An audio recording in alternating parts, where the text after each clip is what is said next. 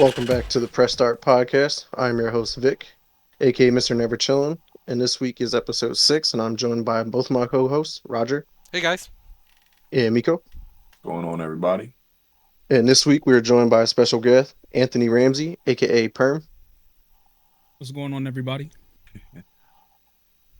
All right, Perm, if you want to go ahead and introduce yourself, like who you are, like what do you do for a living, what games you enjoy playing, any maybe like fun facts you got for yourself? Yeah, absolutely. What's going on, everybody? For most people in the city, they know me as PermTheDon. My real name is Anthony Ramsey, to let people know my name. Mm-hmm. Who am I? Like I said, I'm not big in the city, but people know me for doing music. I'm a DJ, so I've done a couple parties. That's probably where people, could probably know me from. Things I do for a living. I am an audio engineer. I'm a mix and mastering engineer for music. So that's how I make my paychecks, make my living. Some of the games I've been playing. I know a lot of people say Warzone. I'm getting kind of bored off the whole BR scene right now.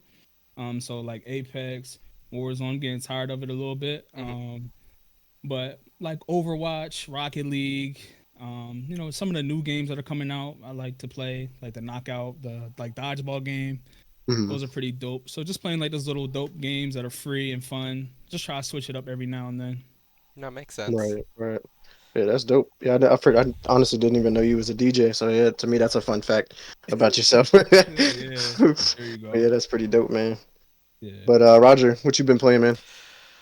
So I picked up, since I got Game Pass, I picked up Dragon Quest XI, the remastered edition for it, and I've been playing the crap out of that, dude. It is one of the single best RPGs I've played in years. It has kept my attention. I've gotten like 20 hours into it already, 25. No, sorry, I just hit 30 hours. So I got a ton of hours into that, and I picked up Valorant again this last week. That had been pretty fun. But other than that, tabletop gaming. Just started playing tabletop games again yesterday. Sure. So I'm super excited about starting a D&D campaign, so that's been pretty fun. And soon I hope to get into Warhammer again. Right. Yeah, no doubt. Yeah, it was fun playing tabletop yesterday. Oh, so good. Getting back into it. I only get to play every once in a while because of my schedule and whatnot, but it felt good to be back. But what about you, Miko? What you been playing? You playing anything new? No. I just play Warzone. The old reliable. Yep, for sure. But yeah, just some Warzone, Halo, Master Chief, still been getting into that as much as I can. Just I get lost in that game. But not much room for trying new games. Nonetheless, I've been thinking about diving more into it through the PC realm because because of how much fucking storage Warzone takes up, I can't really get too into console gaming. So it's just I'm gonna start getting looking around on Steam or whatever, seeing if there's anything that I like on my PC for from time to time. But other than that, Warzone. Gotcha. Well, that means you definitely got to hop into Valorant then. Yeah. You definitely got to try that out. I don't know. I don't know. It's a tough one. Like, because that's like along the lines of like the League of Legends or whatever. It's not. It's more like No. Counter-Strike. It's Counter-Strike. It's like playing Counter-Strike or Sabotage, Overwatch. I think. Sabotage Or was... Overwatch. Yeah, what's the game mode in Call of Duty where it's 5-on-5 and you have to plant the bomb? Search and Destroy. Search and Destroy. It's like Search and Destroy from COD. You ever play Rainbow Six Siege for like console? It's like that, but it doesn't have like the buy option before the game starts. Which is Apex Legends kind of copied with their new game mode, the arena mode, 3v3 buy and shit. But yeah, I was gonna say I always see gameplay on Valorant all the time, but it's maybe fun. maybe It's fun. It's so maybe much I'll fun. try. Transition. You can make the transition too. I made it. Yeah. I'm struggling. Yeah, all I see is Vic he keeps scoping his gun every time, and I'm like, dude, chill, just shoot from the And hip. I'm moving. I'm trying to strafe and shoot. It just doesn't I was work. You about gotta to stand say the still and shoot. crosshairs like fucking that, so like you could Well, definitely everyone shoot from the changes. hip. You can make your crosshair whatever you want it to be. Oh word, Yeah. Yeah, but it doesn't matter where that crosshair is. Does not mean where your bullet's gonna hit. really? It Oh, could be so right here, but Well, it's gonna shoot over there. if you're moving, your bullet's gonna go flying. But if you're actually standing still, your first shot accuracy is pretty close to 100%. It's Mhm. usually not anything but Right. 100. After you shoot, though, your gun starts spraying. Mm-hmm. we might have to run a couple games together since I know you guys are running now. We're gonna get Mike in Mm-hmm. there. Don't worry. Yeah, Yeah, Oh yeah, we definitely. definitely gotta get him on board. yeah, We're gonna get maybe, you in there. maybe. No, yeah, I have to just watch you guys play and see what's up. Well, it's got the best price tag too, free. Yeah, free $3.99. But how you doing, Vic? Game wise, man, I've just been playing, of course, Near Replicant. Been Mhm. putting a couple more hours into that since last week, and of course, Outriders. That game's been a lot of fun, and of course, Warzone. Hop on there for a couple of matches here and there, but I kind of agree with Perm, man. I think the whole battle royale mode is just it's almost becoming exhausting half of the time because you play it over and over and over and over Yeah, and over, and like it gets old. And it there's really not like does. the updates aren't like what they used to be like with Fortnite. I feel like Fortnite gave you something new like every week. Yeah, That it was just exciting to play Fortnite. But like Call of Duty, you get one update a year, like big yeah. changes, like I maybe. So 100% it's agree. that's definitely interesting. But yeah, man. Enough of us. Let's get into the gaming topics this week. This is interesting news. I mean, I was ready for these numbers to drop. The PS5 has doubled the Xbox Series X sales. It's like what 3 to 1.5 or whatever. It was around those numbers. Um, Roger, what's your thoughts on this here? Was this Uh, expected? yeah. No, for me, that was 100% expected. The world loves PlayStation. We've talked Yeah. about it before. Xbox is an American console that is trying to break into the world market. If it didn't sell 2 to 1 almost, if we weren't looking at 2 to 1 kind of numbers here, I would actually not be as I would be more surprised, to be honest. Right, right. No doubt. I certainly agree. What about you, Perm? My whole take on it is, I mean, I always have like this ongoing joke that it hasn't came out yet because I don't have one. So I always tell my friends, I'm like, man, it didn't come out yet. But I think just by the price points of it all and it doubling, I would say like the pandemic really had like a chokehold on that. I feel like Yep. that's influenced it a lot, especially with everybody getting the checks and the getting all that money. So Mhm. and then the hype beast, it just doesn't help. So when people know they want PS5s and they can sell it more than the retail price of it and boost it up $300 more and make it $700, like so it's just Yeah. it's sad right now. But I mean, yeah, it's not surprising at all. I feel like PS got it. They got it on lock for consoles. Yeah, for sure. I think they're just carrying the wave from running with the PS4. Well, I mean, and honestly, the PlayStation PS4 is one of period. the most successful. Yeah, I mean, but I don't know. The PS3 kind of like was hit or miss, but the PS4 is where it really picked up its steam and kind of kept rolling. Like PS2 was high, PS3 went down, and then PS1 was PS4 took high it up. too. Like we're Well, looking at yeah, a nice PS1. wave. Just PS2 only went up, PS3 like plateaued, and then PS4's like, now we can keep Yeah, going to the moon. exactly. What about you, Meek? No, yeah, I mean it's already a given. PlayStation, definitely the big brother in terms of console sales because yeah, they just have a little bit further grasp on the entire world rather than Microsoft, as Roger was saying, is more American based and Yeah. costs a little bit more money in terms of like the market and stuff like that. Online accessibility, all Mhm. that, all those cliche things and stigmas. No, yeah, I definitely No, agree. I'm just 100% agree. interested to see on how the numbers are going to play out later once like Perm was alluding to is once it can be out to get out to the mass market and not have to be oh yo if you got to get on in at this time of the day at fucking 2 p.m. make sure you get in there and get in line and you might get a console Uh, like once we get to the point where you can just walk into the store and be like yo let me just get this system. excuse me. I want to see those numbers at that Yeah, time because I want to see if Xbox is going to be able to. What if Xbox has only been able to produce that many consoles and not have been able to produce more? Like their production is already half of PlayStation. yeah, What right. if Xbox could produce the same amount of consoles as PlayStation? Well, how's Would the their numbers sales be overseas? closer? What about their sales overseas? That's the big thing I'm I getting don't, at here. yeah, I don't know if they Because disclosed that. I think they gave the total sales to us so I far. think the Asian market is really propping it up because you've got that brand loyalty with PlayStation. It's like Apple. Hmm. You've got brand loyalty. You've got people who will come back for that device, whether it's good or bad. They will always come back to it because they that's their device. That's who they align with. And I think that's the big thing where that Microsoft is having trouble with. They have to have enough. They have to have enough to convince people to switch. Hmm. Which hopefully we see in the next couple of years where people will want to switch. I mean, Game Pass. So we already talk about it. Game Pass is you get the most value for your bang for your buck with that. And then once these games start coming out from the Microsoft Studios, is when it's really going to make you want to be like, damn, fuck this PlayStation shit. Let me go to Xbox because they got Yeah. all the games. Yeah. So like, I'm definitely interested for that. But staying along the lines of Xbox here, they just announced that the Xbox and Bethesda is hosting a joint E3 conference. This is kind of expected, but this to me is exciting. But what are you guys expecting? Any predictions from E3 from Xbox and Bethesda? I'm gonna start with Perm. You got anything? I actually had to like look up Bethesda, and I knew their name looked familiar, and that's because when they did the PS5 like drop, when like they announced it all, they had a Hmm. game in there. I think it was called Deathloop. I think it was. Yep, it's a PlayStation timed exclusive right now. Yeah, and that's made by Bethesda, correct? Or am I wrong on Yep, that? yep, yep. It's made by Arcane Studios, but it's owned by Bethesda. Yes.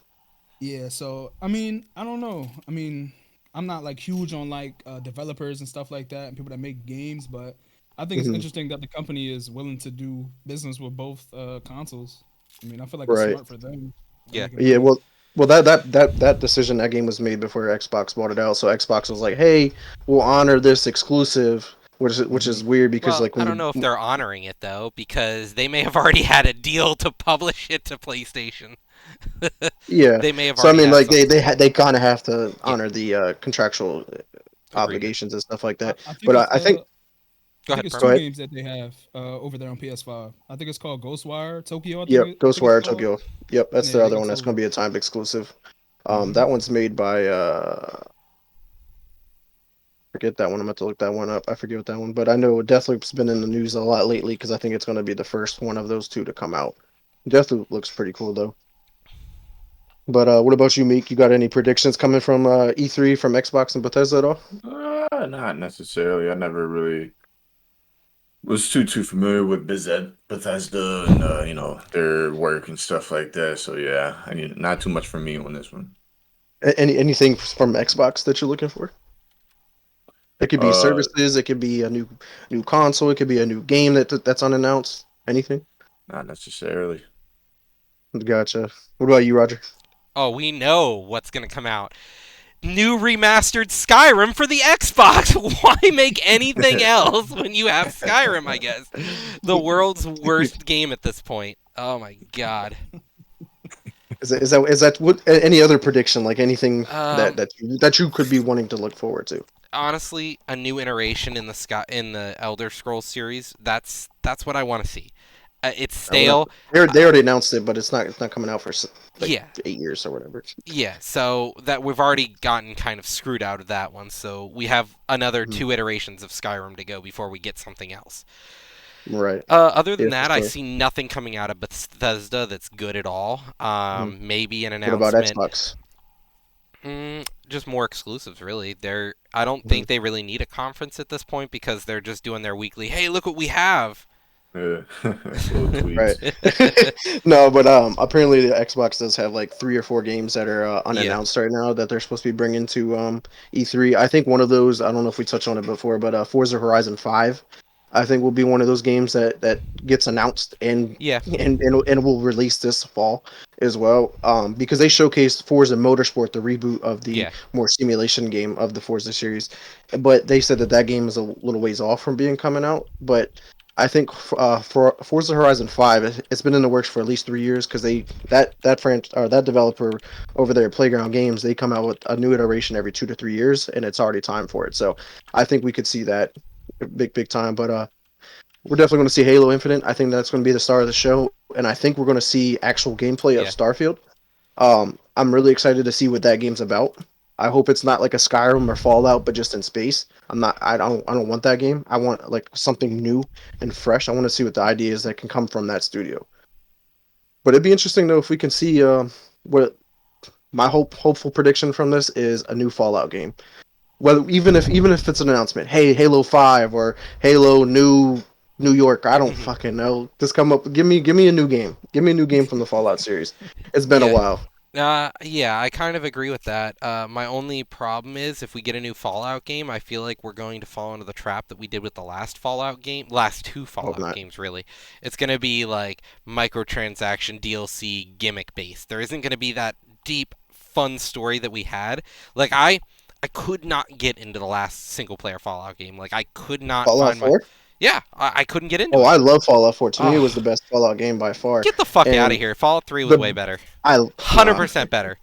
definitely cannot agree on that. But 76, we can all agree was trash, more than likely. Yeah. Well, If then anybody and knows anything about also it. Fallout New Vegas. Like we don't with the purchase of Obsidian, I think it is. Obsidian, yeah. Yeah. We could see that's what I want to see at the Xbox conference. A new That's what I was Fallout. just saying. Yeah, Like, yeah. that's why I said New York. Yeah. Like another game in that setting. I really like that Wild Wild West setting that we got out Yeah. of it.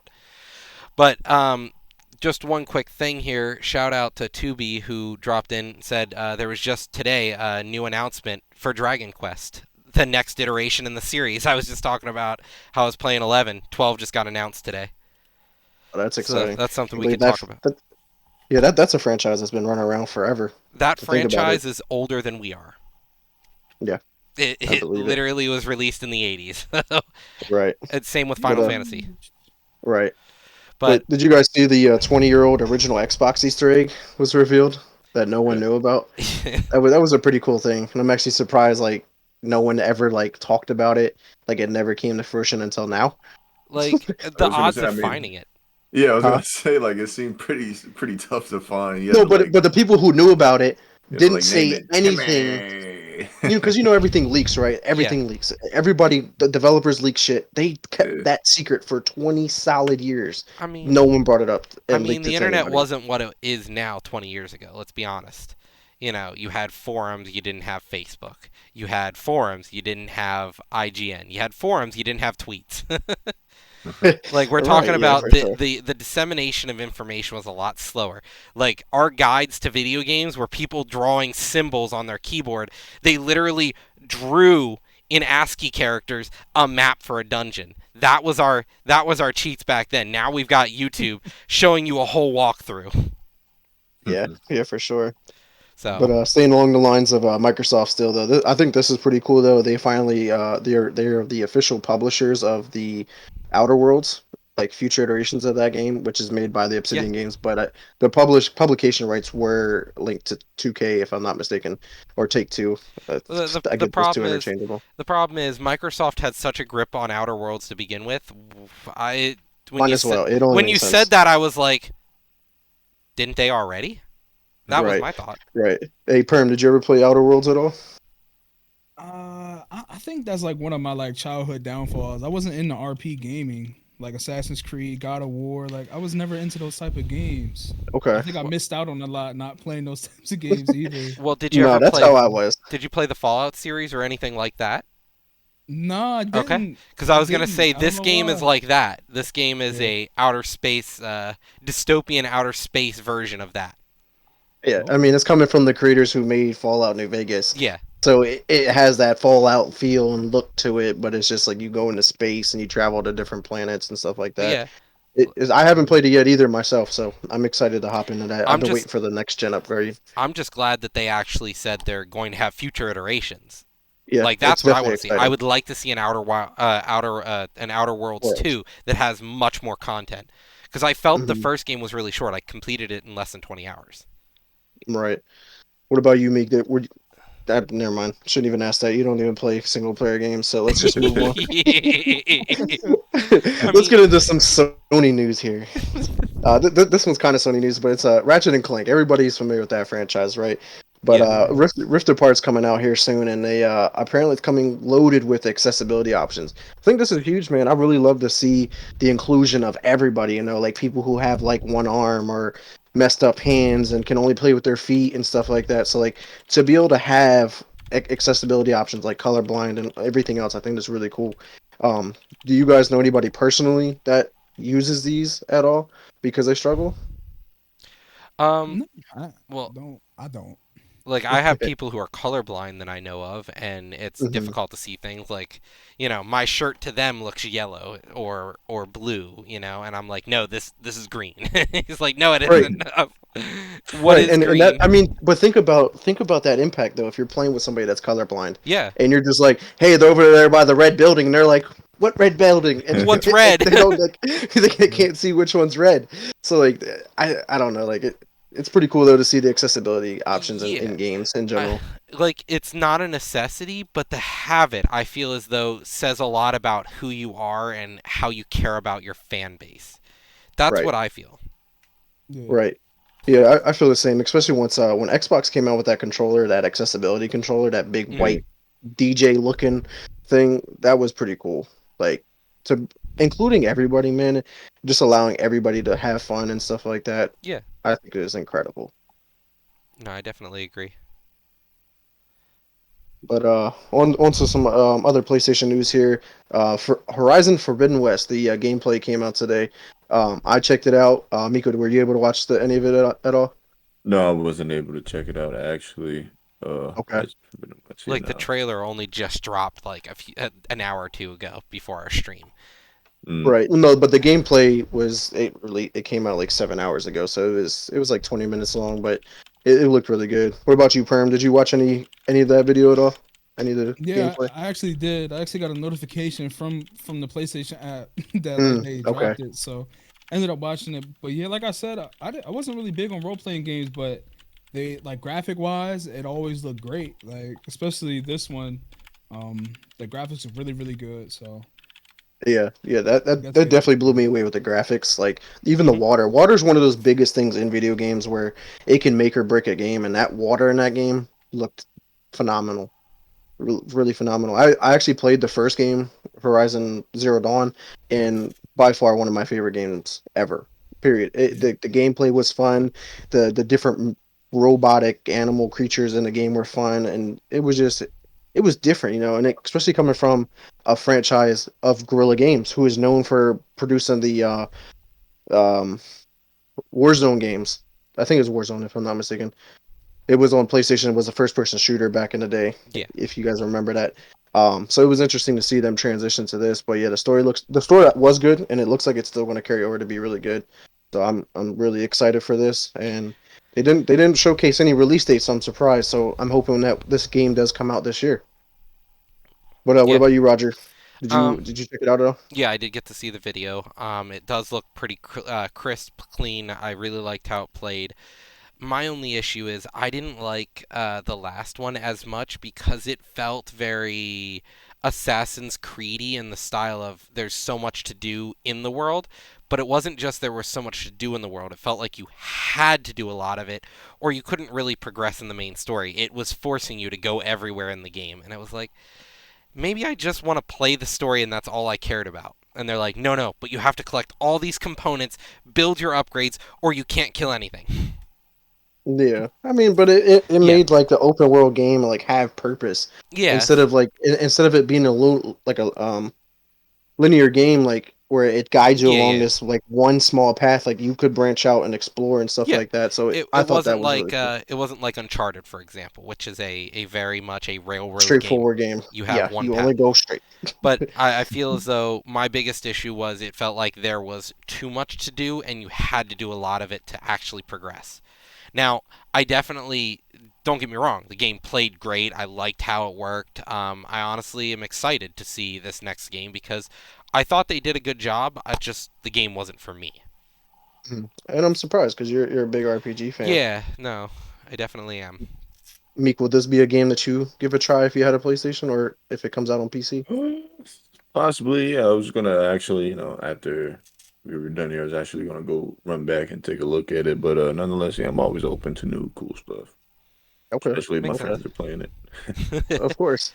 Of course, it doesn't have any multiplayer, at least not that we know of. It didn't Yeah, have any it. in the first game, so it'd be a very interesting game to have multiplayer in. yeah, Honestly. But moving on here to our next PlayStation topic here. I know you guys are probably Final Fantasy fans here, but this is a rumor as of right now. Final Fantasy Origin is in the works as a PS5 exclusives. Perm, were you ever played Final Fantasy games back in the day or recently at all? I played it a little bit. My cousin was a big fan of it, so like I'm familiar with it, but I'm not completely familiar like character wise, like deep dive into it. But I know what it is. Okay. Yeah, you know Okay. the What about you? formula. What about you, Meek? Meek, did you Yeah. ever play Final Fantasy back in the day at least? Nah, yeah, I was gonna say Final Fantasy. Nah, this was what we were talking about the one week that I got mixed up with Kingdom Hearts. Yeah. I mean, it's the same Well, thing. that's the thing. Final Fantasy, some of the characters from Final Fantasy actually show up in Kingdom Right, I'm Hearts about to because say. Yeah, it's Square Enix. right. Square But Enix no, makes both. yeah, nonetheless, kind of like on along the lines of Perm. Like I can't deep dive well into it, but Hmm. nonetheless, I am aware of it. Yeah. Right. So, Roger, does this excite you though? Because I know you've always been a Final Fantasy fan. I don't want to buy a PS5, so no. Like, I'd like it to be on PC, honestly. They've been putting a lot of their Final Fantasy games on PC for a while Yeah. now, as well as Xbox, Right. but for it to be a PS5 exclusive, um, Well, they said they're I, gonna have a PC launch later after yeah, the initial launch, but yeah, it's yeah. not the same. I feel you. Yeah. And my biggest issue is, as Tubi just said in chat, I agree. Some of the new Final Fantasy games have been utter garbage. Like they're just like, we have this grand movie that we want to get through, but we're like, we don't give you all the detail, and you're just like hitting event, event, event, and you're like, how did I get here? I went from point A to now I'm married to this princess. What happened? How did I get here? Yeah. Why? What is this giant monster now? Like I think Final Fantasy So it has an sounds like the issue. pacing is off. Yeah. Honestly, though, I did like the Final Fantasy VII remake, and I'm sorry, Tubi, but I think you're wrong. It was actually really good, in my opinion. I thought it was a really great game, and I really liked the fact that it just felt it was fun. It was actually fun and playable to me. Well, it sounds like it because it wasn't like the pacing was better because it's Yeah. split up into Oh, multiple and they games. Like part yeah. two don't come out till later. Well, and they're also doing some side stuff and spin-offs so that people can really get the story that was Final Fantasy VII, because there's a lot of, you have to be able to really follow it and look at, because a lot of these JRPGs, they'll drop lore or out the world, and if you don't read it, you don't pick it up, and then you don't get all the information. So a lot of Mm, these times you'll get only parts of the information and you'll lose others. So I'm yeah. excited mostly because this Final Fantasy game is going to place itself in the original like time frame of the first few games, which is Mhm. something that I feel has been rebooted a bunch, but not really. I don't feel as though it was ever done well, or like I'd like to see it in a 3D environment. It's always been top Right. down. But I think the Final Fantasy Origins, if they can fix, I think honestly, if they can fix some of the issue with the story, because it's going to be a brand new story for one. If they can fix the issues with how they write their stories for new games, I think we could have a great game. Because Final Fantasy 15, I think was the most recent big launch, other than 7 remake. I think that was it had a lot of potential, but they lost it because of the actual story. Right. Did you know what Final Fantasy Origin is supposed to be rumored to be like? Uh, It's supposed to have a different take on the franchise. It's supposed to be like a yeah, Dark Souls game. yeah, So that'll be an and it interesting way to mix up yeah, the genre and the feel of the game. I and hope it's an in a alternate good way. universe of the first few games. It Right. happens at Yeah. the same time in a different dimension, essentially. Yeah. But So that'll be pretty cool. But on to another company here. We got Ubisoft. I think we touched on this a couple weeks back. They're countering reports of all these employees saying that there was a toxic workplace, and they're saying that like there was more changes than what are being told. So like we already talked about this. It's not okay to be bullying and being toxic at work. Like you should be able to go to work and actually be safe and be happy and enjoy what you're doing. Some of these employees aren't enjoying that and they're going through it. Do you mhm. think Ubisoft has been making the proper changes, or are they just saying they are and not really doing it? Like, who do you want to believe here? The employees, or the actual company here? It's a hard distinction, but the problem is at hand is people don't really have unions. And don't get me wrong, I'm not saying unions are the end all be all solution here. I'm saying that people don't get the ability to really make their own decisions or fight for their rights. it is all based on what Ubisoft wants to do. Honestly, as long as people aren't getting raped or dying or overworked with outside of labor laws that they can't brush under the carpet, government looks the other way. So I believe that these people are probably having a really terrible time in a toxic work environment, and a lot of times game companies are because they put a lot of pressure on people. As I've said before, people don't get to see their family during like game Right. dev, and after they finish one game, they're into the next one. So Exactly. No days off. yeah, But what's your take on all this, Miko? I kind of agree along the lines of what Roger's saying. At the end of the day, it's not really up to the employee per se of what their company will do to like kind of repair or reprimand anything that goes on. But nonetheless, I feel like, at the end of the day, they have to see the difference that they could make if they, take care of all this little shit that's going on in the workplace and actually make people feel good to go to work, what they would see on the backside of things, in terms of like the quality of their products and stuff like that, and just their productivity in entirety, is I feel like they should I kind of side with the people. I always side with the people, really, when it comes to stuff like that, because it's just, at the end of the day, those people that are making decisions on how operations work within the work field, they don't have any, sometimes any clue of what goes on a day-to-day basis for the people that, make their wheels go around. You know what I'm saying? That was a lot of the problem with my previous company and why I left. So, they're fucking spiraling down a drain right now, trying to get reps and employees and stuff like this. So, I mean, nonetheless, at the end of the day, the company has the say of what they're gonna do, but that's gonna, have a lot of effect of their output, what they do as a company at the end of the day too. So and Right, yeah, because you imagine if we start seeing like the impact. I mean, Ubisoft has already been struggling with their games lately. Now you imagine dealing with a toxic exactly. workplace on top of already producing bad games because of executives and stuff like that are making them make these bad games as opposed to making newly fresh, fun games and stuff like that. So Mhm. yeah, definitely 100% agree with that. What about you, Perm? What's your take on all this? This is actually my first time like hearing about this. Uh, I heard like a little bit when you guys talked about it. Was it last episode or episode before you guys spoke about it? It was It was two one episodes ago. before. Yeah, something like Yeah, that. Yeah. so I heard a little bit about it, and then obviously like I wanted to like look up more stuff about it. And I mean, yeah, kind of what Roger said, just people like working and then it's being a tough workplace and just creating games. Like I don't know if it was the same thing, but I know Cyberpunk had like the same situation where a yeah, lot of 100%. people were getting overworked, and then when people want these games, like the public want these games, and they speed it up, and then the game's not right, so you have to take it all back down. But more or less, to like the toxic workplace, that just doesn't having all of that, and then on top of that, you have to deal with an asshole in the office. yeah, Excuse my language, but Mhm. you're fine. it just doesn't work like that. So I mean, I think the company should do something about it, especially if they want to keep their company going. Yeah, But kind of like Miko said, like sometimes they say they're gonna do it and then don't do it. So I no, I guess Right, totally I and keep agree. following it and to see what happens. And like the crazy thing to remember is HR isn't there for you. HR is there for the company. Protect the HR company. HR Yeah. protects the company, not the people. So if you come to HR with an issue, HR says, "Okay, how can we fix this so that the company doesn't deal with an issue?" Like if I go to ask about my health care, they don't want to help me.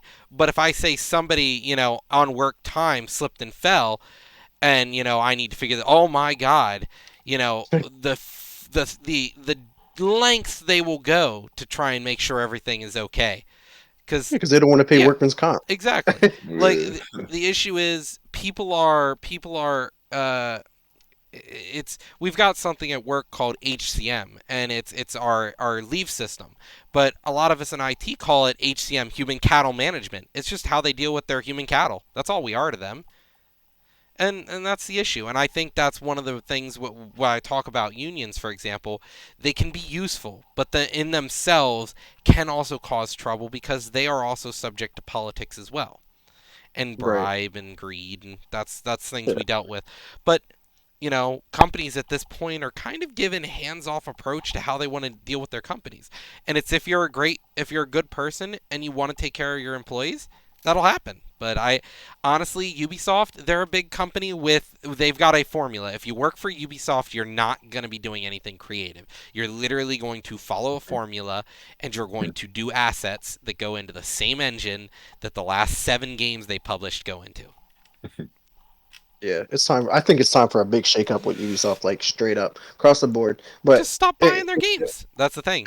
yeah, but the thing is, that's not going to happen. You know, that's not going to happen. Exactly. They have these everybody hooked because they've been producing the same game every year, and we just keep buying it. Look at Call of Duty, same game every year. We keep buying it. It's shitty, but we buy the next one, and it's still terrible. We still buy the next one. Yeah. We complain about it, still play it. Like, it's just an endless cycle. It's because like we enjoyed what it was, and we just don't want it to let it go. That's the problem. We're just hoping for it to give you that same feeling it once did. Sounds very familiar, doesn't it? Yeah. That's how drugs operate. Yeah, but if we could take it down a dark alley real quick on that one. and game addiction. And like chat's right, we also do this to ourselves, and in America, a lot of us are wage slaves. We can't leave our job because it's our health care, or it's my benefits. Like, benefits tie people to employment that's bad for them. Benefits aren't for you. They're literally a shackle to keep you in place.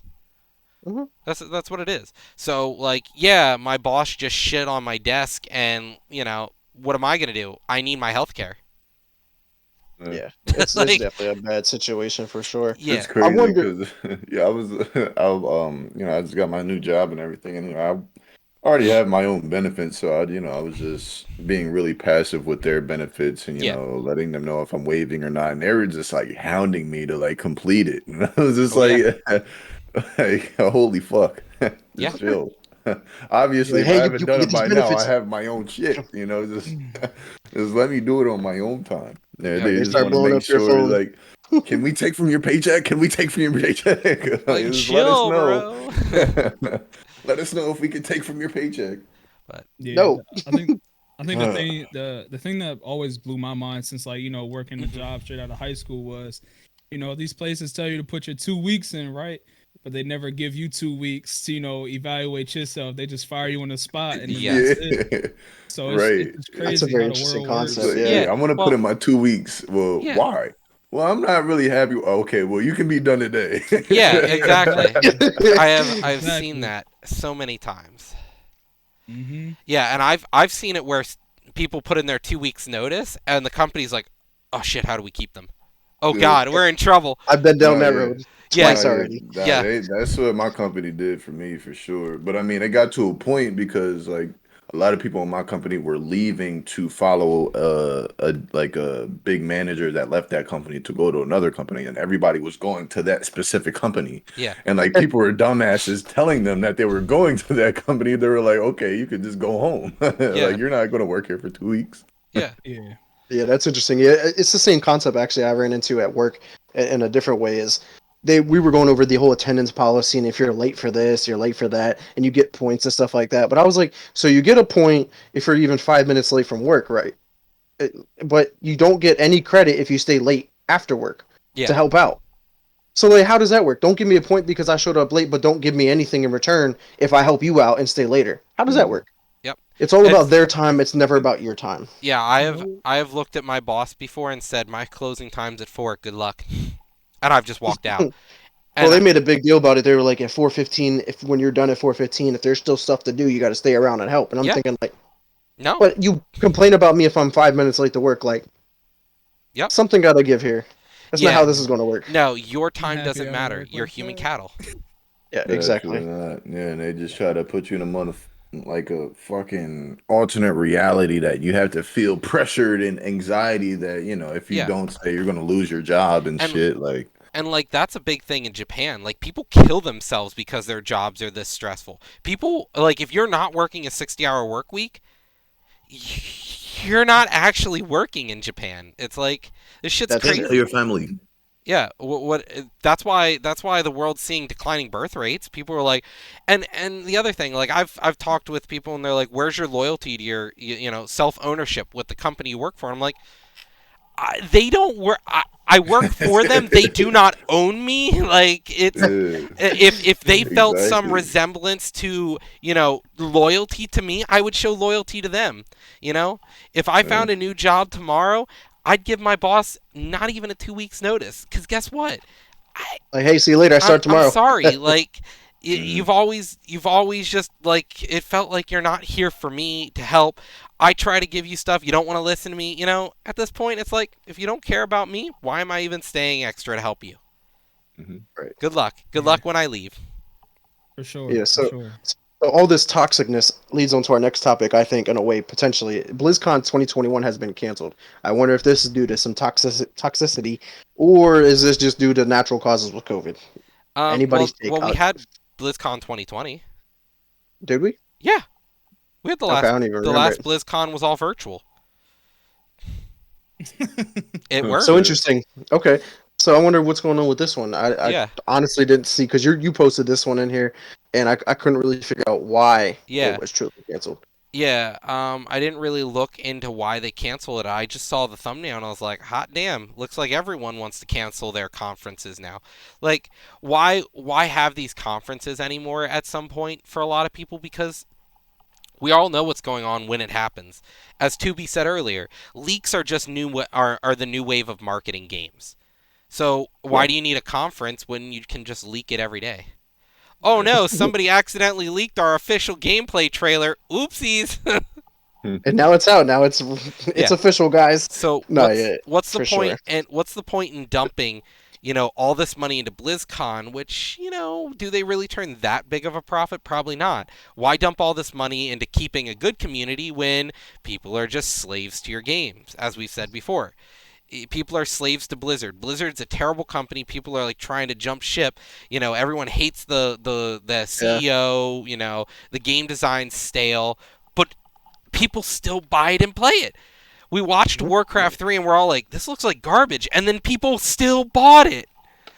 Yep. They looked at it and And went, say, that I'm going was to the still same thing buy with it. Diablo too. They just reprinted the game.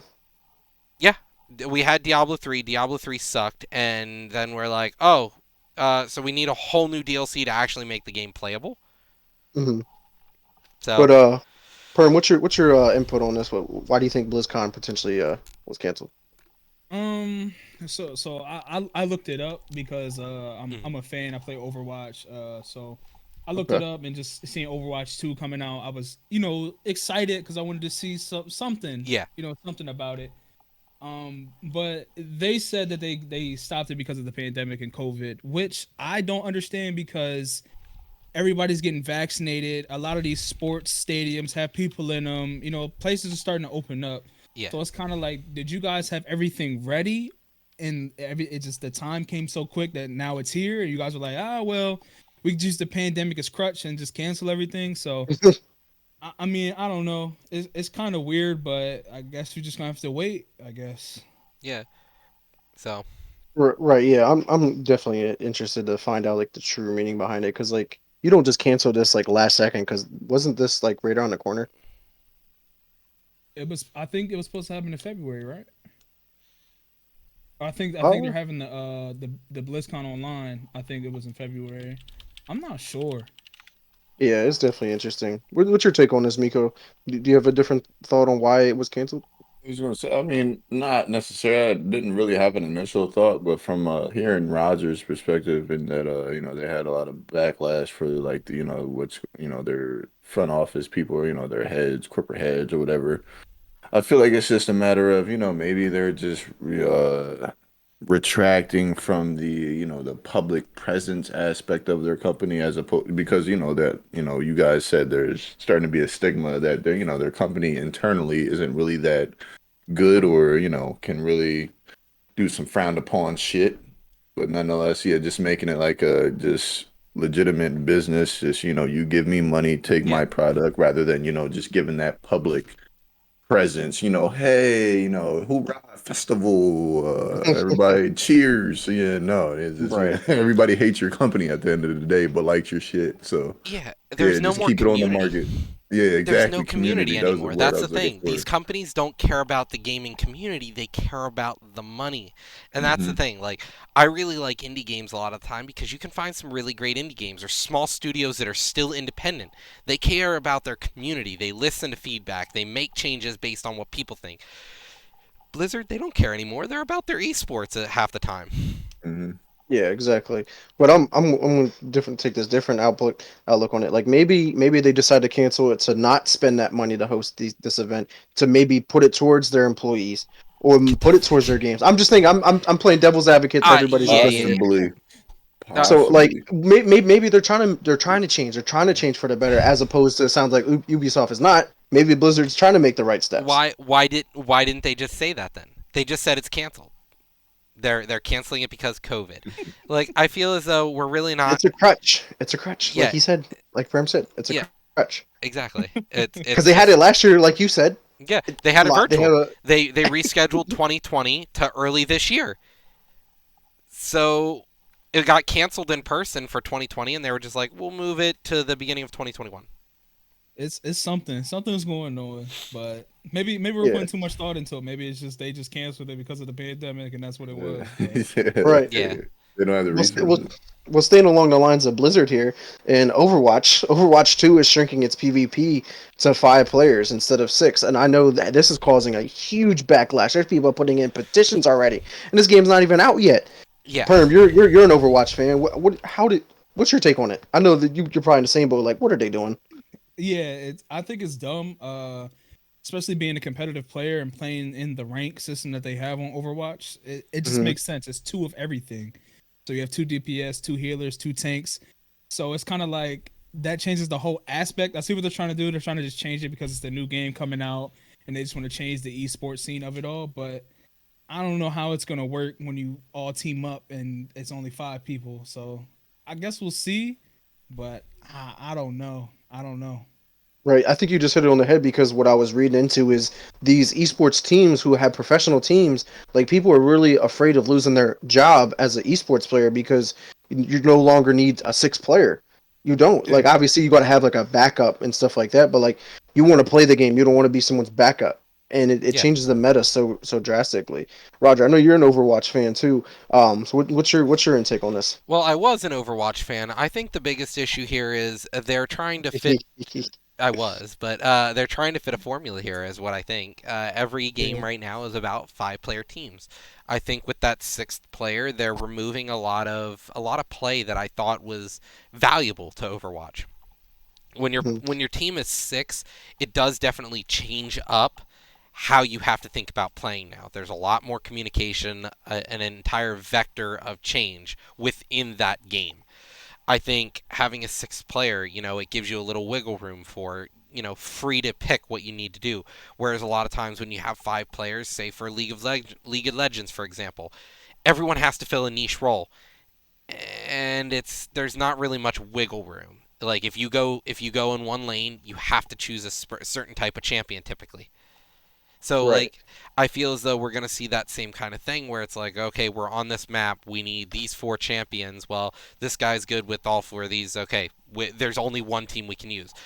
With that 6-player team, that gives you a lot more wiggle room, I feel, to really shuffle things around. One person dies, they switch off with another person. You kind of can play the content more, I think.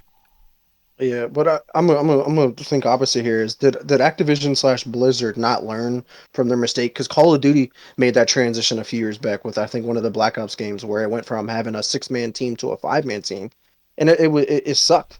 Yeah, It really messed with the whole meta, and everyone was like, "What are you doing? This and that." Well, guess what? Every Call of Duty after that went back to 6, because like it didn't make any sense to just rock out with 5. yeah, Because because like you would have those teams of 6, now would have to drop a player yeah, just to be able to play with 5. So it's just like, bro, like yeah. you're now splitting up a community, Yeah, the entire esports teams need to rework their roster. Hmm. right? That's like trying to make a change in corporate. You're just like, all right, we're gonna go from 6 CEOs, corporate guys, to 5, and someone's gonna be like, hey, what about me? The board of Like, directors shrunk by 1, and everyone's like, well, yeah. who's getting dropped? And everyone's like, clearly you.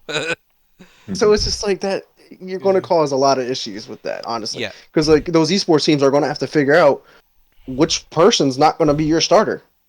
Who's the worst player on your team now? Oh. It's like football or basketball or something. Just like, all right, cool, we're going to go from 5 in basketball to 4. We're like, all right, well, who do you pick? Yeah. Like that would drastically change the game of And basketball. I think it would also kill the entire community and mentality of your people. As I said before, Blizzard doesn't care about community. They Not care at all. about the money. And that is the problem. That is why their games have gone stale. That's why Overwatch 2 is kind of coming into existence, because Overwatch got stale because they stopped caring about community and only cared about their esports and things like that. So they're always like, we don't care about anyone but the Casual professionals. player, yeah. Yeah, it sucks. But let's loop back around here to Ubisoft again. I should have grouped this with the other part. That's But okay. this Watchdog news and update here. They're adding 60 FPS, the performance mode, to Xbox Series X and S and the PS5. That's cool because rocking that game out in 30. We've already talked about how bad we hated that game, and it reviewed pretty bad. But they also announced that the roadmap for it with all this new content that's coming out, like new missions, new game modes, new playable characters, and stuff like that. So, will it save the game? Perm, did you ever hop into Watch Dogs Legion at all, or the Watch Um, Dogs franchise in period? yeah, I played a little bit. I think 1 month it was free for PS4, so I ended up playing it a little bit. It was dope, but I Hmm. wasn't a fan of it when I did play it. So I mean, I don't know. I mean, I feel like with the new updates, obviously, like the next gen stuff, and a lot of these gaming companies or just games in general are starting to do cross gen. So I Right, mean, it should be dope. I hope it's dope. So I just want there to be new games. I want it to be different. Like I right. understand everybody loves the Warzone battle royale scene, but I just want something different to play. Like what's more fun to play?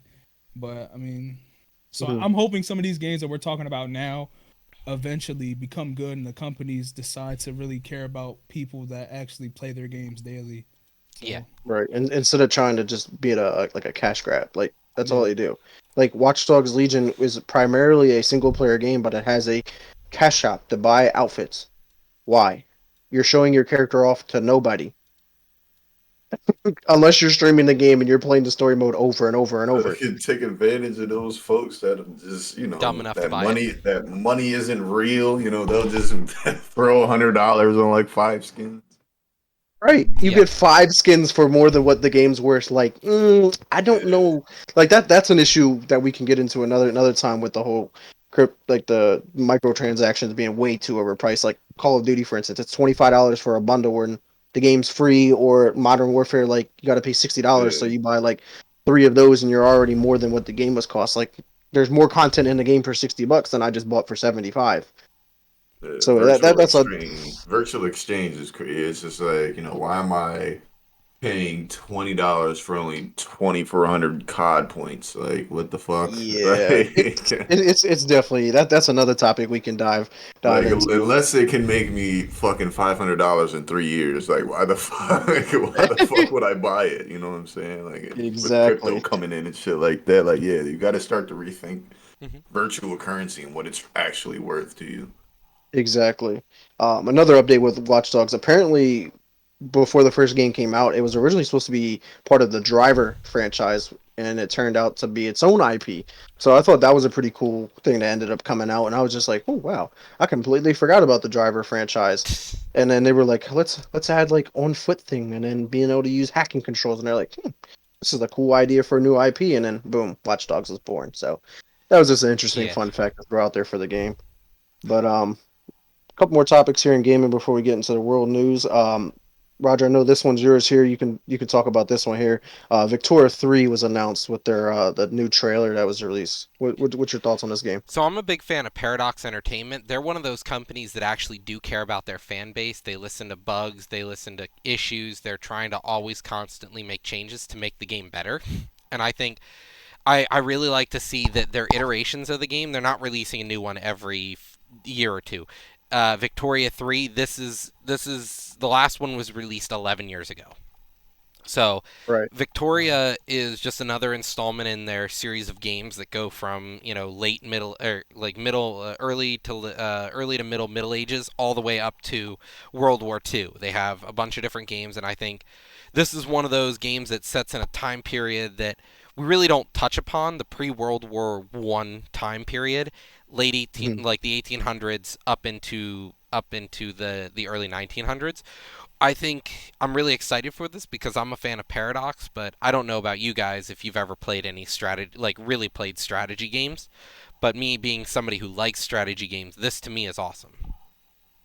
Yeah, it reminded me of like a virtual game of like Risk, Yeah, more or less. Like, but obviously a lot more into it, way more into it than yeah. Risk. Risk is a very simplistic, not simplistic game, but you know what I mean. There's not that many in-depth features and Risk stuff. So Risk is simplistic. It's easy. You roll in nature, dice. but it Yeah, yeah, but there's it's also can strategy. be yeah, about to say there's definitely strategy to it. Oh So yeah, I mean the game looks interesting. I don't know if I'm gonna play it. I've never really been a big fan of strategy games personally. yeah. No, that's fair. But I mean, I guess one of the only strategy games I really remember playing a decent amount of time was Tom Clancy's End War, I think is what it was called. That was on the 360. It was an yeah, interesting game, and like you can command your troops by like talking into your headset. yeah, Like that was pretty cool. Like it was ahead of its time being on the 360. I think it was like the only game that really did that. yeah. Like talking games have always been a weird staple because voice recognition has always been bad. Because I still remember "Hey You Pikachu" for the Oh yeah, I forgot N64. about that.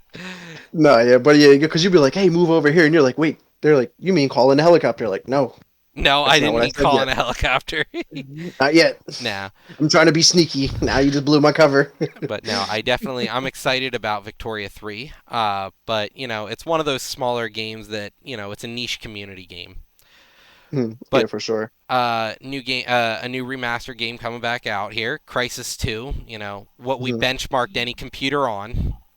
Yeah, There's well, some the original Crisis was the one that yeah. was benchmarked, but I guess each iteration, I guess, was People used as always a benchmark. benchmark. Yeah, can Because it? it still can break. Like the remaster of Yeah. Crisis One still breaks computers and consoles. Still, like it Oh even yeah. struggles to keep up.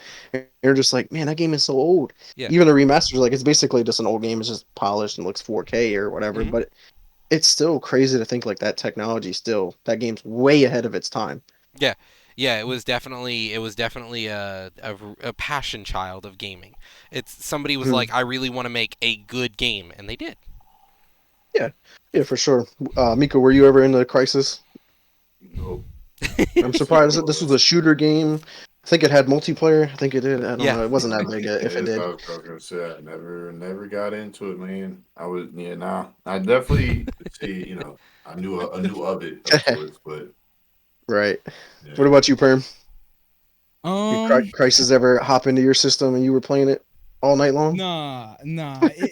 I looked it up and it looks kind of like Titanfall. That's what it kind of looks like. I think didn't EA make Crisis? Yeah. So Correct. I mean, just having that I guess background I guess with that, but it kind of looks Titanfall 2ish I guess, or just Titanfall in general. It looks like Yeah, It's it has that like so futuristic vibe to it yeah. yeah, for sure. But obviously, Crisis came out way before yeah, Titanfall did. But I definitely get what you're going for yeah, there. But I'm interested to hop in it. It was one of those franchises that I like dabbled with, but never really played the story.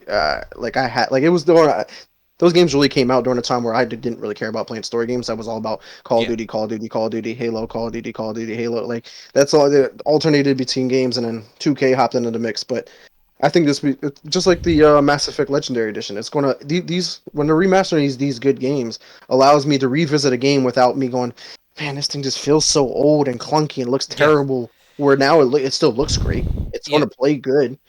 It's definitely a game that aged well. Yeah, Crisis always aged well, in my opinion. It's unlike Far Cry, for example, like the original Far Cry. That didn't age well. Shit doesn't even render correctly anymore. But like Crisis was always a clean game. When I played it, I never had any issues with like clipping and stuff like that. It always felt good, and it was it was also one of graphically those pleasing. games. It had like ray tracing before ray tracing was like a thing. Yeah, Like that game was like the founder of ray tracing, and now with actual ray tracing, it's just like Hmm. We can make this even more break your I mean, console. you could cook an egg off your PC with this game. Pretty much. Just Oh put an egg on top of my man. Xbox.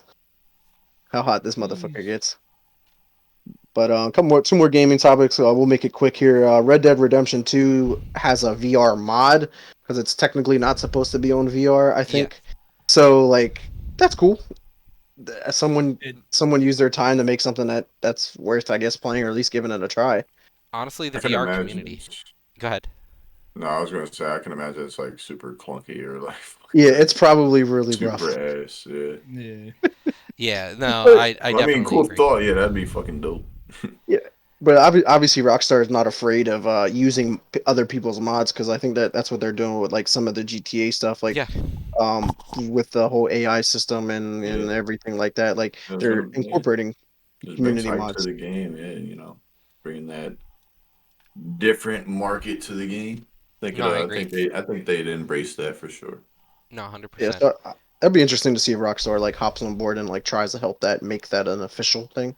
That'd be Honestly, pretty they're cool. big into they've added, first person view as one of those things you can really do in Yeah, GTA because they thought it was cool. Now if yeah, they take the next step, I think, it's definitely going to be one of the kickers for like them jumping in ahead of everyone else, Right.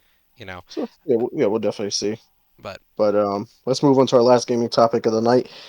Apex Legends. I think this is huge. We kind of touched on the arena game mode earlier in the episode is, but they're adding a penalty for leaving because apparently, once you lose the first round or something like that, like two of the people will be leaving their team, and then you're stuck with 1v3, and your team never fills up. So then like you're never able to play a full match. yeah. So now they're penalizing players for leaving. I think it's like a 10 to 20 minute ban or whatever. You're not allowed to play like that. I think would deter me away from quitting.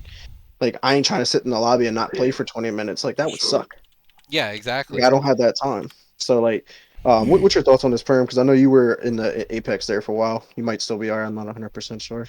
Yeah, I'm still into it. I like playing it. I mean, I feel like I'm not gonna say it's pointless because, like you said, like sitting in there waiting for it to queue up and everything like that. Yeah, but I mean, I don't know if it's official yet, but I heard they're putting a ranked arena mode in there, and I Hmm. feel like that should call for the leave penalty Yeah. instead of just like the quick play version of it. I guess you can say right now. Yeah, But I no, I Right. mean, 100% agree. I get it. I understand why they put it in there. Obviously, for the reasons that you said, I totally agree with that part. Well, Yeah, I mean, the only way I think that they can go around it without implementing it on casual play as opposed to ranked play is then allow like if someone quits to automatically quickly fill that spot like Call of Duty does. Like if you have people who quits in Call of Duty, they try their best to fill the lobby. It's not always guaranteed because we've all Yeah. been in those lobbies where it's just two people versus 12 if yeah. you're playing ground war. So it's just like if they are able to fill those spots, which I think they would, but it Uh, just all depends because some Well, people want to play with three people. So like I think it'll be hard, but I know it's possible. I think the issue at hand is here Apex Legends didn't learn what everyone else learned, 15 years ago when online gaming really started. If you have a team game and you're working with a team, you have to have the same amount of players on both sides or the game will not succeed. And if they want to add a ranked play, you have to penalize people who just walk off the court. Like, you can't yeah, just quit mid basketball game. I mean, Yeah, you can't get y- suspended or whatever. I forget what yeah. the or fined So or whatever. the issue at hand here is if they want to make a game like this, like Valorant does it in a normal game mode. If you Mhm. leave, you get a penalty. Doesn't matter if it's Yeah, ranked or not. You have a disclaimer that says you are going to play every round in that game.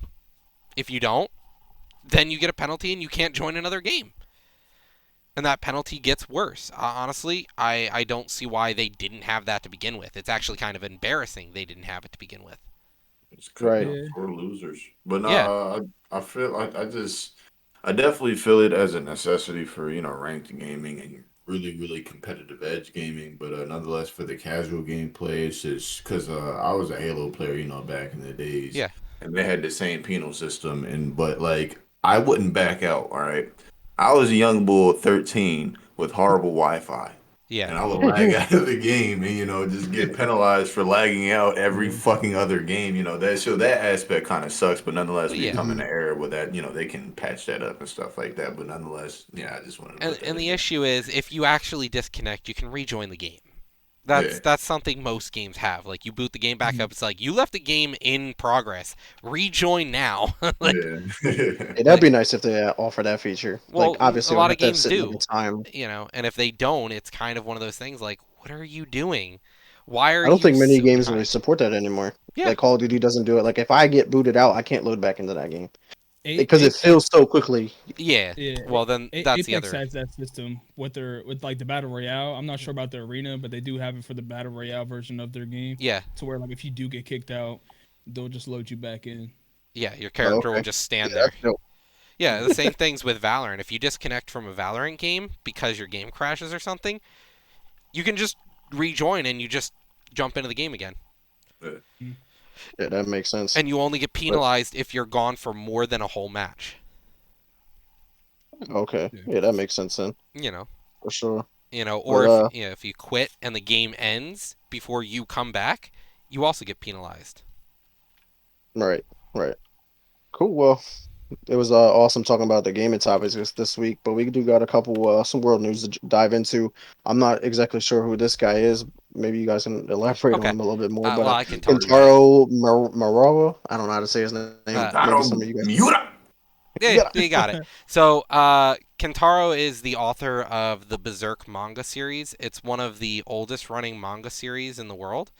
Mhm. He is one of those staples for people who are like, you know, you're a nerd if you read manga or watch anime, but like, if you read Berserk, that's cool. Or if you know Akira, that's cool. Like if you know some of these staples like Naruto, you're on the edge, or Dragon Ball Z, that's cool. Well, Berserk was Oh, one of those sweat. things that was getting the Americans into Japanese manga and anime. And Mhm. he just passed away. So Berserk was currently still being published to my knowledge. So the author has now passed away, and either somebody has to take up the mantle or the series ends. Damn. Well, Yeah, R.I.P. to yeah. sounds like a goat of So the manga y- world. yeah, he manga and anime. It's one of the higher rated shows and volumes of manga in the world. So to lose him is a big hit to the community, really. No, yeah, for sure, especially for a series that's still Publishing. running that never ended Yeah. yet. So Yeah. that could definitely be rough. Perm, were you a fan of that series at all? Yeah, I wasn't. I'm not gonna say I was sad because I joined it kind of late. I Mhm. started reading Berserk maybe like when I graduated from high school, which is 2015. Mhm. So I was like, like hopefully I could keep it going. And then recently I just got HBO Max and they actually have Berserk on there. They have 2 seasons of it, so I just started doing that recently. Started watching that, so yeah, Nah, shit. I was Nah, a you little say that, I'm about upset. to watch it myself. Shit. Yeah, it's Yeah. actually really good. If you like a Mhm. gratuitous violence, it's up your alley. it is like it is murder, rape, blood, gore. It's got everything. Right. It's very dark. It's Oh, very it's dark. super dark. Yeah. Well, there you go, Meek. You want a game to play? They got the Berserk game on Steam, so that could be a game you can download and There it check out. is. It's a violent and Steam bloody it up. fighting game. But yeah, definitely R.I.P. to a goat, man. R.I.P. for sure. But Yeah. staying along the lines of the whole Asian community here is the anti-Asian hate crime bill has become law in the United States now. This is huge. This is huge. It's definitely needed. It sucks that it had to get to this point to implement this kind of stuff, Yeah. but it was needed, and I'm glad that this got through. What's your thoughts on this, Miko? What's your take? Oh no, definitely, it was something that needed to be done for the culture. Absolutely, especially with everything going on, with the pandemic and all the conspiracy that's going on, with the Asian culture in terms of that. And it's just, it's sickening that it has to, like you say, get to this point to implement this stuff and everything like that. That this is actually a problem, and it is a problem amongst other cultures too. Hmm. But no, yeah, nonetheless, a step in the right direction for sure. But Yeah, exactly. yeah, it's just until the day that none of that shit ever happens. I won't be satisfied. I don't think anybody should be satisfied. It's just, yeah, this all this. the Asian hate, the African American hate, the hate in general, just needs to be depleted from this race, this human race as a whole. Yeah, Mhm. exactly. What's your take on this, Roger? I know you got some input here.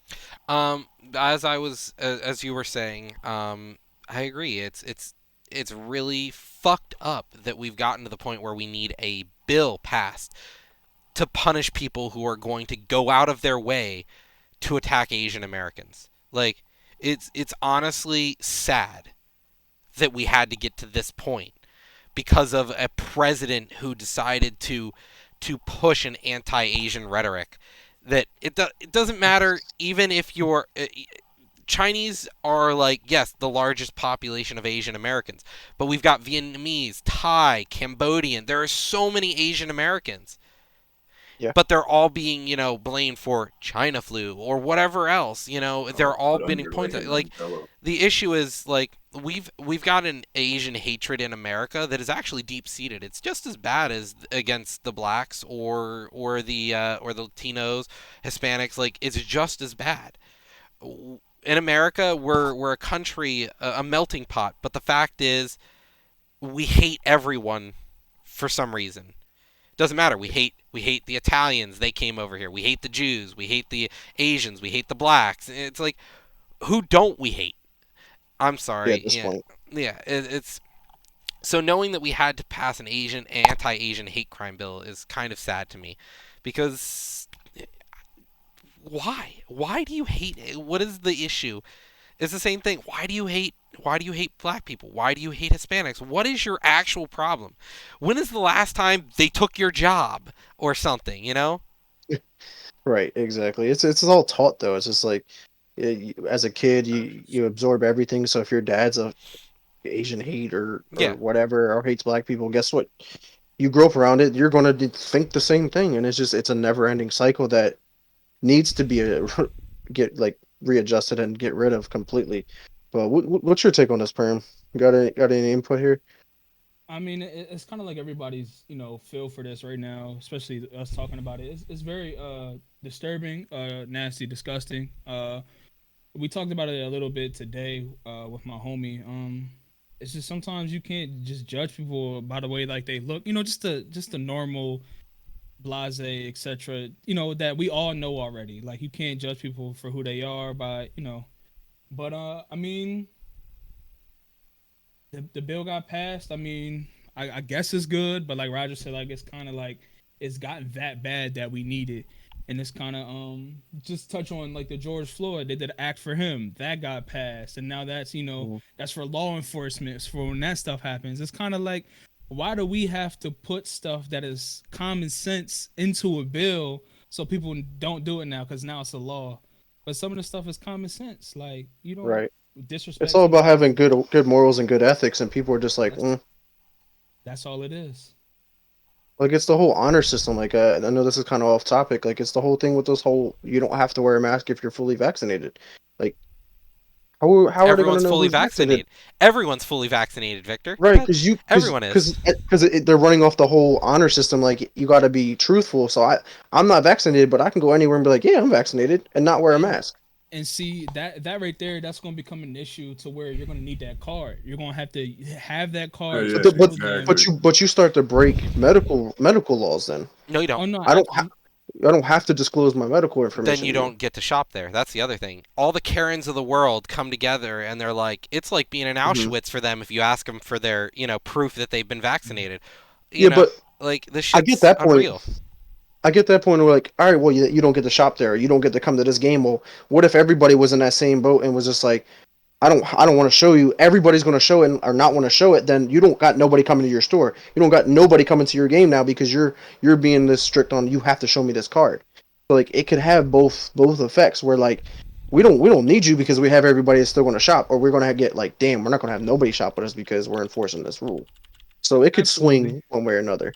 Definitely. I mean, me, if that was to happen to me, that's not a big issue. If it's just a car with the shots and the Hmm. two shots on it, then that's fine with me. That's Right. kind of like you going in to buy cigarettes, liquor. You got to show your ID, some form of ID. But I Hmm. mean, we're in this time right now where this is serious. COVID, a lot of people died from it. So if Right. showing that one piece of information to just shop, there shouldn't be that big of an issue.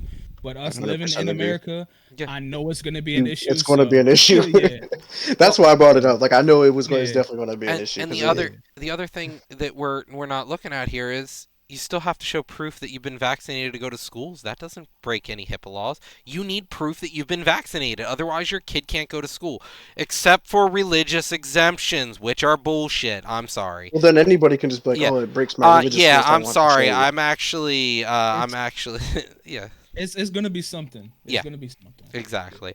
So, Exactly. people are going to cry wolf just so that they don't have to do it. And it's at the Hmm. point where it's like, if you don't want to get the COVID shot, then don't come to the store. I'm sorry. Fine. Right. If you don't want to try to coexist with society, then don't be a part of society.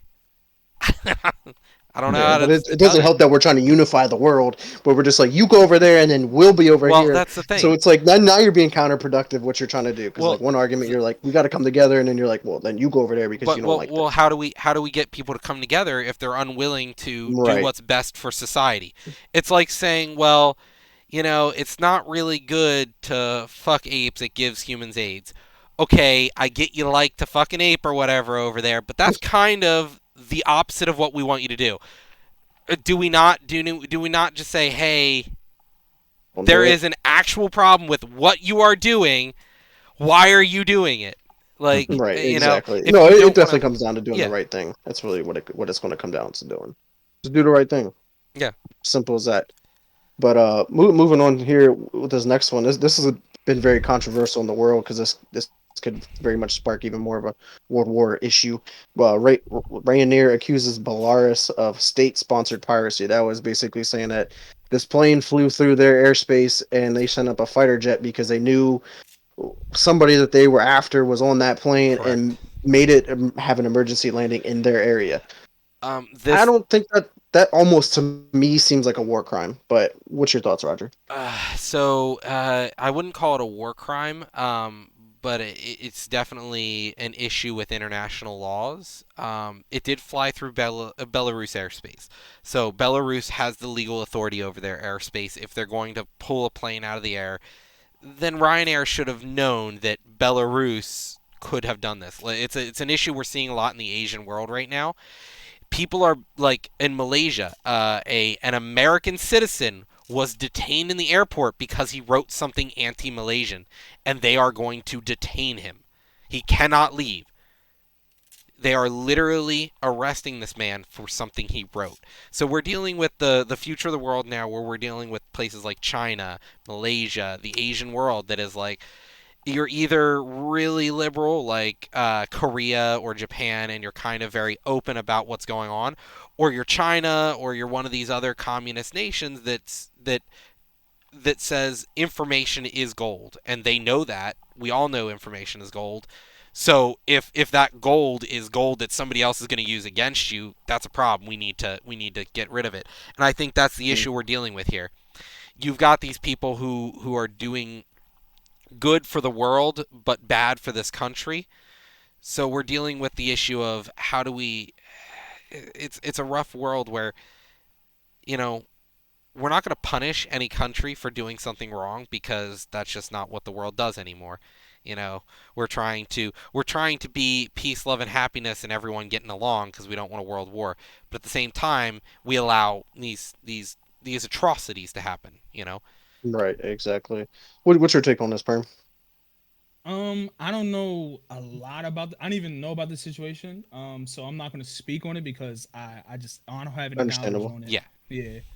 What about you, Meek? Did you look into it all or Yeah, I know looked anything? at it a little bit, and yeah, it was, it's yeah, I don't have too much to say on it because it seems like such a complex situation, nonetheless, Yeah, international affairs and whatnot. But yeah, because no, nonetheless, it does seem crazy, and I do, can sense the severity of it, but nonetheless, don't necessarily understand it. right, because like I kind of see where like the world's coming from is it's like you shouldn't be able to just send up a fighter jet to bring down a public transportation if there was no like threat other than you think this person on board has some information that could be used against you. Like you should legally Well, not allowed to bring down a public transportation because of that. well, Like if it was a more of a threat, it's not public transportation though. It's private. That's private. That's an airline. well, It's airline, but it's still along the public transportation system. Like it's an international public transportation and system. Yes, it's owned privately, and but that well, okay, then you're yeah. intruding on a private airliner to Yeah. make them land to divert and ruin everybody Well, else's trip. and the follow up is what's really the issue behind all of this. I think is the fact that Belarus is trying to be buddy buddy with Russia. One first and foremost, a lot of the Mhm. USSR locations are trying to rejoin the USSR so that they don't get curb stomped when World War III comes. The other issue is they tried to justify this hijacking of the plane. Their justification came 24 minutes after they actually did the hijacking. So 24 minutes after they hijacked the plane, they That's got the a problem. tip saying that there was a bomb. Yeah. So it is on all likelihood a fabrication that came after they hijacked the plane. They needed to cover they're trying to back it out. Yeah, yeah. exactly. And this is all a Russian issue we're talking about here because remember, Russia's just like China. They control all the information. So whatever happened on that plane happened because they wanted it to happen. You know, the person who ran against Putin, you know, he got poisoned just because he stood up and said something against Putin and tried to do better in a democracy. Right, that's not really there. Yeah. But it's interesting. But moving on to something else here that's kind of like this was interesting here with the whole solar storms because it happens time to time, but this one apparently was so strong that it actually disrupted our magnetic field. So like I wonder how life threatening that this could turn out to be. Like, do you guys think this could really disrupt life as we know it? I'll let you guys start before I go. What about you, Perm? I'll direct it to you. I'm not a big science guy, but I do understand like the Earth's atmosphere and having those different levels to protect us. Obviously, I'm not sure if solar flares really fall under global warming because it's the sun, but I mean, it should be something if we're able to, I guess, help that or maybe deflect. I don't know. Maybe just help it. I don't know, help to protect us maybe, Mhm. but yeah, I'm not that scientific about it, so I wouldn't know. Yeah, I was gonna say, I mean, the way that works is, I can see the connection from the solar storms. That I mean, that's a natural Yeah. call, like that's a natural entity, but nonetheless, the world we have been protected from it because our atmosphere, our ozone layers and stuff like that can protect us from that. But nonetheless, what we do here on Earth affect our ozone layers and affect our ability to protect ourselves from shit like that. So I mean, yeah, does fucking scare me, but nonetheless, I do have faith in humanity and making the correct adaptations and implementations to really fight against us being able to be keep that sort of dome, and just Huh. keep that protection. And Yeah. the issue really isn't with the ozone per se. Yeah, What a yeah. solar storm is a burst of radiation, Mhm. electromagnetic radiation, which fucks with magnets. So Communication devices the polarity of Earth. It messes with electronics because like our satellites yeah. So that are outside of Earth. well, no, on Earth, our electrical grid could be taken down by a solar storm. Yeah. It Which affects happened before it because of a solar affects storm. weather because of the magnetic poles. What happens is we've had a 2017 a storm caused radios to turn static just as a Category 5 hurricane hit. Irma was ripping through the Caribbean, and it actually killed all the radio communication to help us figure out what was going on. Hmm. So the issue at hand is our modern life, as we know it, could end because of solar storms. Yeah. It could Because fry every yeah, but electronic. yeah, that's the crazy part. They could knock out all communication, every power grid. We're back to the Stone Ages, Sheesh. like that quick, gone. Well, I mean, people Which, are going to probably end up killing each other first. well, yeah, but it just makes you wonder, like, has it happened before in humanity's history, Yeah. like during the Egyptian times, where like they think that obviously this is all like the ancient theories and stuff like that. Was there an old civilization that was just as good as in advance as us that just disappeared and lost everything, maybe because of something like this? It'd be highly unlikely because we would have found it. We would have found information about it. There's too many layers. There's not enough layers on the Earth that would have been between us and them that would have caused them to disappear completely. Um, Yeah, the issue at hand is nobody else also knew about solar storms and anything like that because nobody has electronics really. You that know we know of back then. that we know of. That's what I'm saying. I Like you think never know, I think because you're I if it knocked it all out, no then we we do wouldn't know. know. That's the thing. There is no proof, so there it doesn't exist until you have proof that it could have existed. Yeah, The there is no ancient society. Now I know you're kind of going to the ancient aliens route here, like it yeah. could be out there, but then that's the other thing. Why haven't any advanced race dealt with us already? Why was there never anything in outer space like satellites or trash left behind? Yeah, There's no it's remnants. definitely interesting. Like the history and the past is always like one of those interesting Yeah. things that you honestly will never know what has happened before you. Never. Don't care what book you read, what was written down. Stories can change and manipulate. Hmm. We talked about it before. Like history is written by the winner, so we don't Yeah. know what really happened. We'll never know what really happened Yeah. We won't ever know word before for us. word that happened, but we have an We can idea. know, yeah, we have an idea, but we never know. So like that, You know. the past is always like one of those Well, interesting that's the other things. thing. We have archaeology for a reason. We won't know what happened to Pompeii without archaeology because nobody won there. I mean, the volcano won, but that's what I'm saying. Like, we can still see what happened in history. We can see, Vikings owned London. We knew that. They may not tell us that because they were wiped from history by the conquerors, but we found relics from them. You know, Right, it's exactly. we have the actual artifacts that say otherwise. Hmm. So But moving along here, that we were just talking about with communications. I mean, this one's already outdated and should get knocked out by the solar winds or whatever solar storms. storms. T-Mobile is shutting down the Sprint's 3G network. Oh no. Yay! Oh no! Oh Like we're no. so worried about it. Like, but it is interesting to think like that technology was once the peak that we got to, or the Yeah. highest, the best technology that we had with communications, with phones and stuff like that. Miko, I know you're big into phones and stuff like that. Like, what's your take on this? Not really much of a take. It's much. It's probably it's like it was expected. It's Yeah, like T-Mobile. I actually didn't With know the it was still around.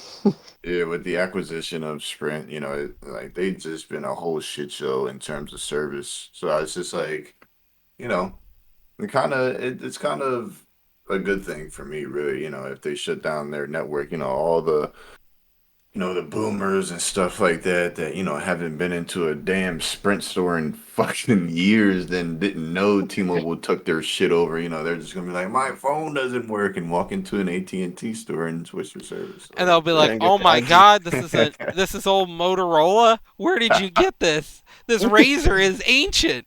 This thing's worth Exactly. thousands of dollars now. What? You'd be so surprised, yeah. I still have people coming in with like Droid 2s and Yeah. stuff like Oh, that. It's jeez. fucking insane. Like, yeah, like 10-plus-year-old phones and Yeah. still trucking. Yeah, it's impressive, but nonetheless, it's just like, what the fuck are you doing? Hey, No. Perm, what kind of phone did you had that had a 3G? Do you think back you had a The phone that ran first, on 3G? maybe the first iPhone when they first Uh, came out with Yep. those. I think. Hmm. Hmm. Yeah, Yeah. yeah, that was one of them. Because obviously that's where they got the name from. That's where they started with their whole numbers.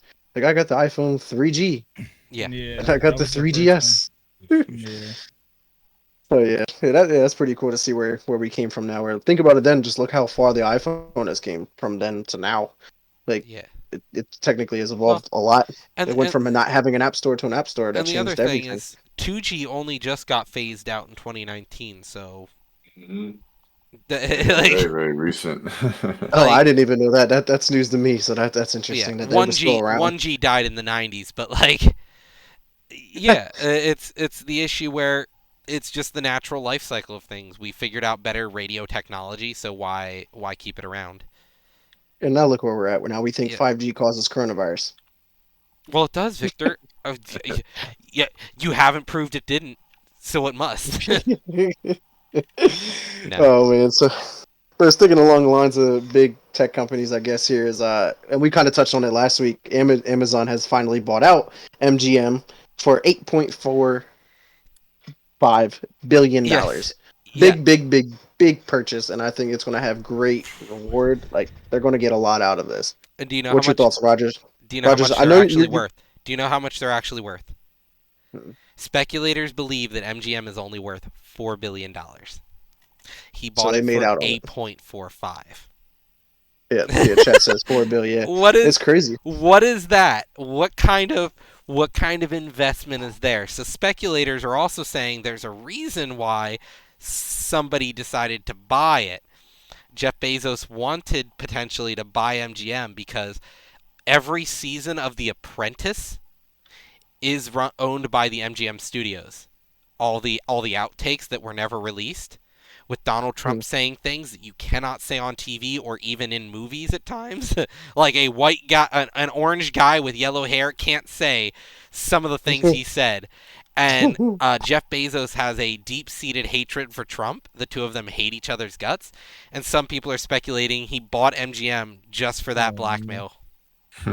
That's a hell of a conspiracy if comes to be true, Some for people are sure. saying that's one of the reasons, other than they also get a lot of physical assets. Yeah. Yeah, I Movie was about to studios. say, yeah, That's they're another yeah, big thing.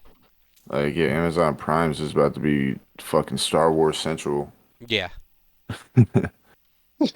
Basically one and the same. But you think about all the physical stuff they own, like all the casinos and all that, even Yeah, out right. just in Vegas alone, how much they own. Because like don't like a lot of the boxing events happen at Yeah. these Oh yeah, absolutely. MGM Yeah. Grand, and then you got Yeah. UFC that plays there. Like they're probably going to get some money from that too. Yeah, So like yeah, they might get they're going rights to get a lot. to those, yeah, Yeah. Uh, Now possibly. we're not. Yeah, they could get rights to the pay per view to the boxing matches. I don't know how they work them kind of deals out, but there's just so much money that they can get from this. Like they're gonna make this $8.5 billion back in like a couple of years Yeah. that's It, easily. that's what I was that's what I was gonna say. yeah. Like Amazon's already been huge just purely off the strength of the pandemic. So even though it was projected to be 4 billion and they paid 4 extra billion to get it, I feel like it's a smart avenue. Amazon Prime has a couple of shows. I'm not gonna say all the originals are good. The Boys, Invincible just is now getting good. Even the Tom Clancy's things are real good, Yeah. and even the one with Michael B. Jordan in it, that Mhm. was really Hmm. really good. I thought it was good acting. It didn't look cheesy. So just coming from Amazon, it looked really really good. Yeah. So hopefully them buying MGM, Uh, they can, I don't know, be better than Netflix maybe. I have no that idea what next they're gonna level, do.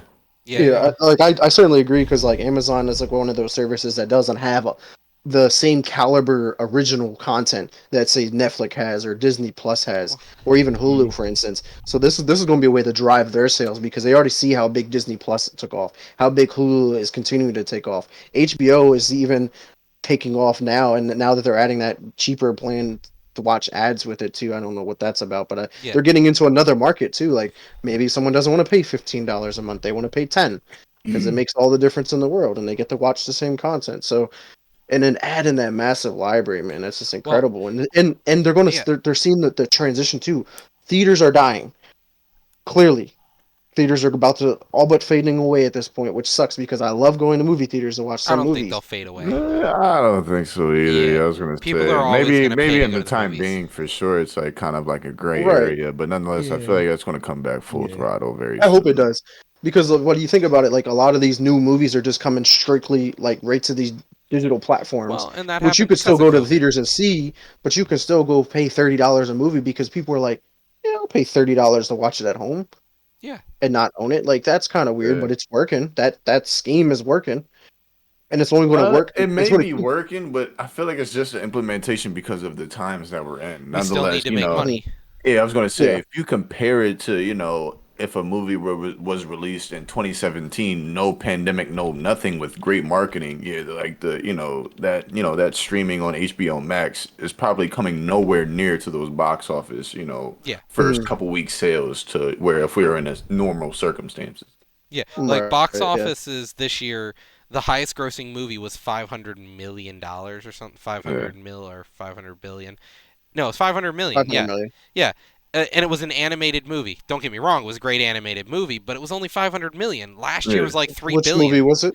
Oh, yeah. it was Demon Slayer Mugen Train. It was so Oh Mhm. good. wow. It was really Okay. good. But I I was just started Demon surprised. Slayer too.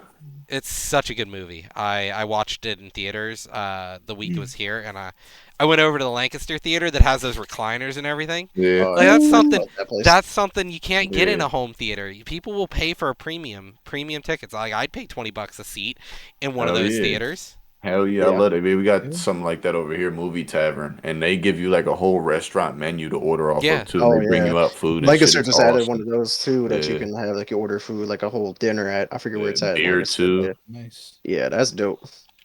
But last topic here, staying along the lines of like the entertainment industry. I kind of took this out of gaming and threw this into the world news because this is an interesting take. Netflix is apparently going to start developing their own games and then like adding it to like your Netflix subscription. Like I don't know how this is going to work, but this is cool. I mean, you think about it, Netflix is already on my Xbox. You can Yeah, already have Netflix on your PC. it's Why not just add games to it? Whether they're AAA title games or if they're just small indie games.